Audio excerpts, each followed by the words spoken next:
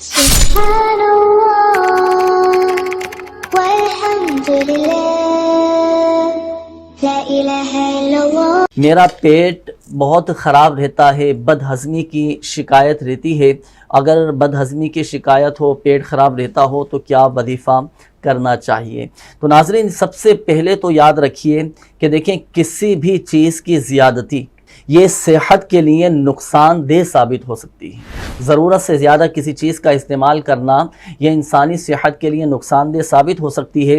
اور یاد رکھیے کہ انسانی صحت کا دار و مدار اس کے نظام انہضام پر ہوتا ہے۔ معدہ درست ہے تو جسمانی امراض سے الحمدللہ عز و جل وہ محفوظ ہو جاتا ہے۔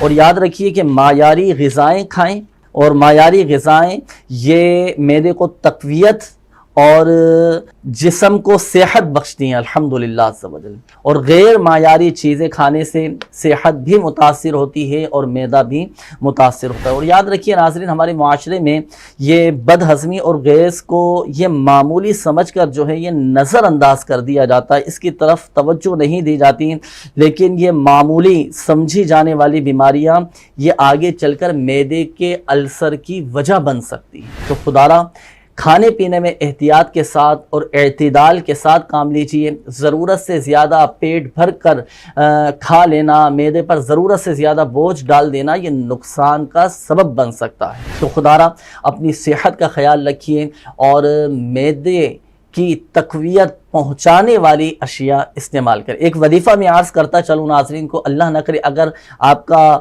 ہاضمہ خراب رہتا ہو، بد ہضمی کی شکایت رہتی ہو، کھانا ہضم نہ ہو پاتا ہو، تو قرآن پاک کے 29ویں پارے میں ہے سورۃ المرسلات۔ سورۃ المرسلات کی یہ 2 آیتیں، بسم اللہ الرحمن الرحیم، کلوا واشربوا ہنیئا بما کنتم تعملون انا کذالک نجزی المحسنین۔ یہ 2 آیات یہ اگر کسی کو بد ہضمی کی شکایت ہو تو وہ پڑھ کر اپنے ہاتھوں پہ دم کر کے اپنے پیٹ پر پھیر لیں۔ اسی طرح جب کھانا کھائیں یا پانی پئیں تو کھانے کی چیز پر، پینے کی چیز پر یہی 2 آیت مبارکہ پڑھ کر دم کر کے وہ آپ کھا لیں یا پی لیں تو انشاءاللہ الکریم اللہ پاک کی رحمت سے کیسی ہی بد ہضمی کی شکایت کیوں نہ ہو، آپ کی بد ہضمی دور ہو جائے گی، معدہ آپ کا درست ہو جائے گا، معدے کو تقویت ملے گی۔